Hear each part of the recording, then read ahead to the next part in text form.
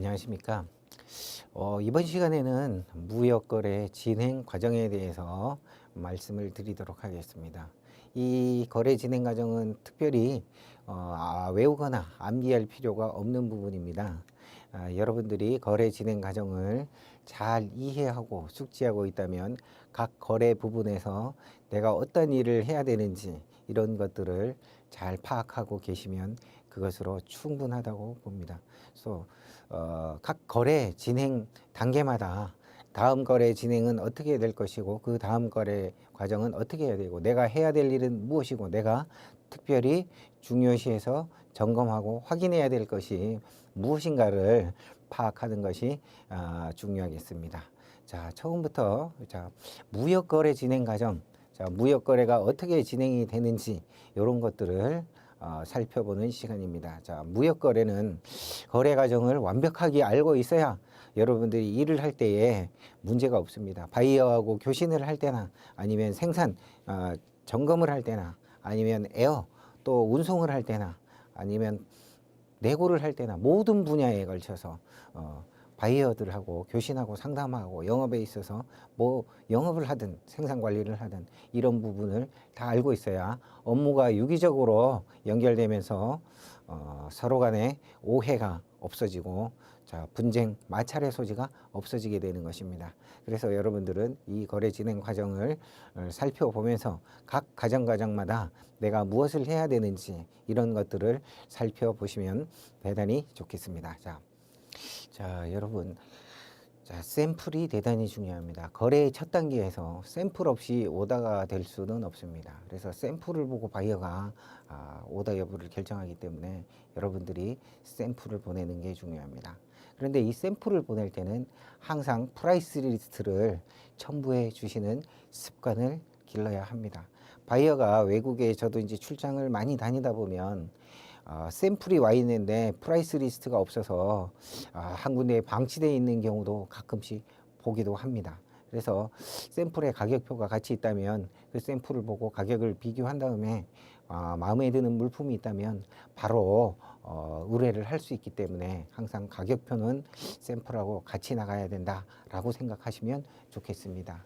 그리고 기존 거래처하고는 그렇게 샘플하고 프라이스 리스트를 상대방의 동의 없이도 보낼 수도 있겠지만은 만약에 바이어가 새로 거래를 해야 되는 바이어라면 샘플을 준비하고 나서 바이어에게 의사타진을 해야 될 것입니다.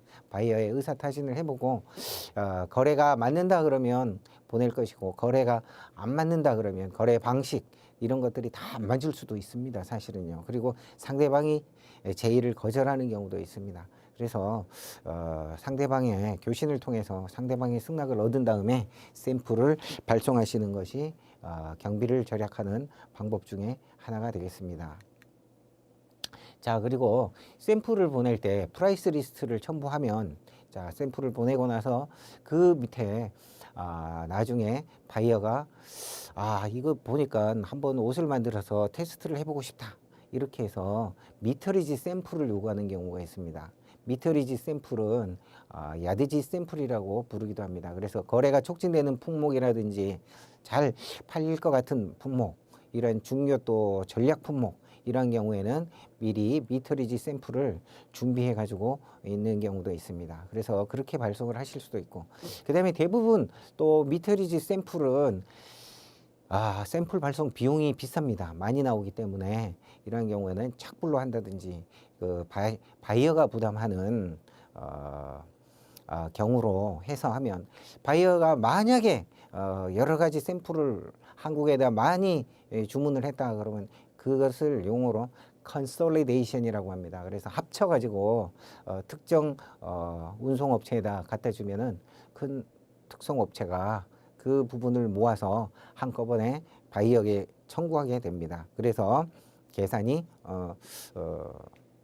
바이어하고 운송인하고 그 운송료를 계산하기 때문에 수출상은 그러한 샘플 발송비를 절약할 수 있게 되겠습니다.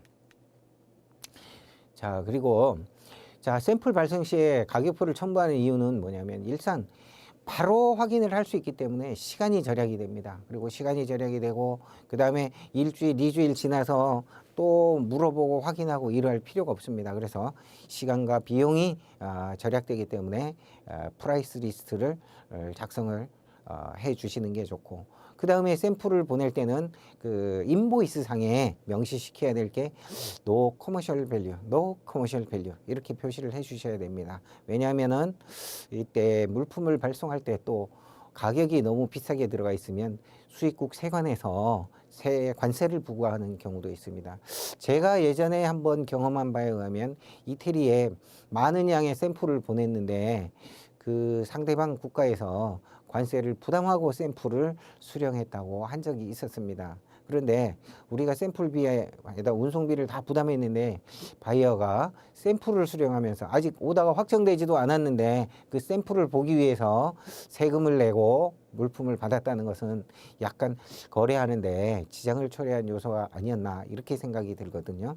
그래서 여러분들은 앞으로 샘플을 보내실 때는 인보이스에 no commercial value, no commercial value라고 표시를 하셔서 보내시는 게 좋고요. 그 다음에 운송업체를 선택을 할 때는 자, 미국만 계속하는 업체가 있을 거고요. 유럽이 강한 업체가 있고요.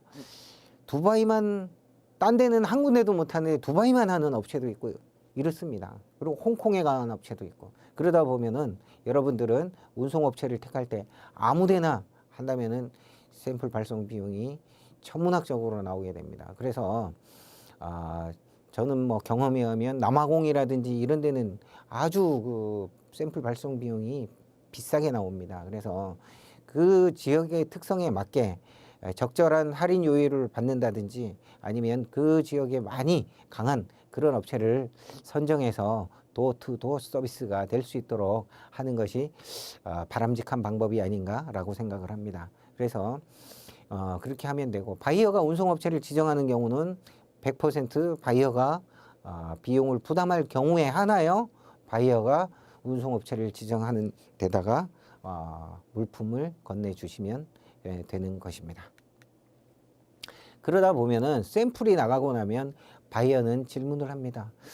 이러이러한 물건이 마음에 드는데 한 얼마 좀 깎아줄 수 없겠느냐, 아니면 납기가 뭐 한 달을 줬는데 2달을 줬는데 2달은 너무 늦고 한 달 한 45일 60 days 60일은 너무 길고 45일에 할 수 없느냐, 이렇게 문의가 옵니다. 이런 것들을 인콰이어리라고 합니다. 자, 인콰이어리는 뭐냐면 계약이 아직 성립되지는 않았지만 상대방이 관심을 표시하는 단계이기 때문에 이것은 아마도 여러분들이 아시겠지만 계약 성립의 전주곡이다 라고 생각을 하시고, 자, 인콰이어리를 잘 마무리를 지면은 계약이 성립이 되는 것이고, 잘 마무리를 짓지 못한다면 그냥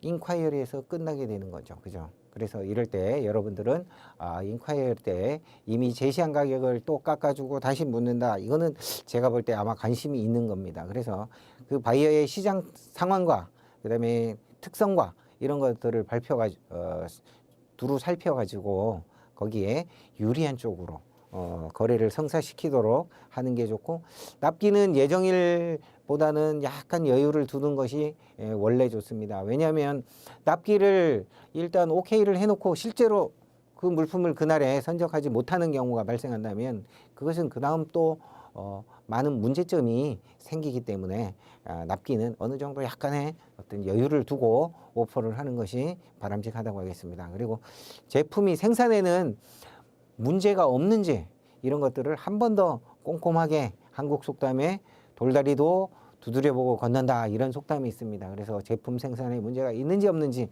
한 번 더 살펴보는 것도 대단히 중요한 단계가 되겠습니다. 그러고 나면 자, 오퍼를 하게 되는데요. 오퍼라는 말의 뜻은 계약을 체결하고자 하는 확정적인 의사표시를 오퍼라고 합니다. 자, 그래서 그 오퍼를 할 때는 언제 하느냐. 자, 샘플을 발송하게 되면 아까 좀 전에 말씀드린 바와 같이 인콰이어리가 옵니다. 가격에 대한 문의, 납기에 대한 문의 이런 것들이 오고, 그러다 보면 계약을 체결하고자 하는 의사표시를 하게 됩니다. 그래서 상대방이 승낙을 하게 되면은 그때 비로소 계약이 성립되는 것입니다. 자, 그런데 바이어가 예를 들어서 가격을 오퍼를 했어요. 인콰이어리를 묻고 가격을 물었는데, 자,